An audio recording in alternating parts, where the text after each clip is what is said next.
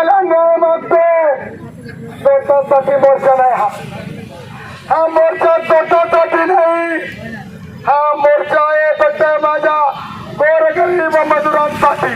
तुम्ही आगे पडो, तुम्ही आगे पडो,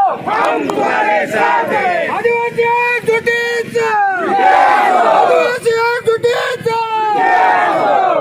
आणि मला माझी विनंती आहे, रस्ता रोको व्हावा, कुठेतरी पोलीस प्रशासनाला जाग घ्यावी, त्या माध्यमातून आरोपीला अटक व्हावी, हाच उद्देश खऱ्या अर्थानं या सर्व मोर्चाचा आहे। त्यामुळे कोणी याचा गैरअर्थ काढू नये आणि मजुरांना आमचं संरक्षण भेटलं पाहिजे ही पहिल्यापासूनची आपली मागणी आहे। कोणी त्यांच्या कष्टाचे पैसे बुडवले नाही पाहिजे, जे काही रोज ठरवल तो त्यांना भेटलं पाहिजे। हे सर्व मागण्या घेऊन आपण नेहमी लढा देत असतोय, पण आजचा लढा हा मारहाण करणे, कुठेतरी डांबून ठेवणे, कुठेतरी किडनॅप करणे या सगळ्याच्या विरुद्ध होता। त्यामुळे या लढ्यासाठी सर्वजण इथं ज्याप्रमाणे आज एकजुटीने या ठिकाणी उपस्थित झाले त्याबद्दल सर्वांचा एकदा आभार देखील व्यक्त करतो, कारण की अन्याय ज्याच्यावर झाला तो आपलाच माणूस आहे आणि अन्याय करणारा हा बाहेरच्या तालुक्यातला कुठला तरी अन्याय असं करतो ही मक्तेदारी करतो, त्याच्या विरुद्ध खऱ्या अर्थानं हा रास्ता रोको होता।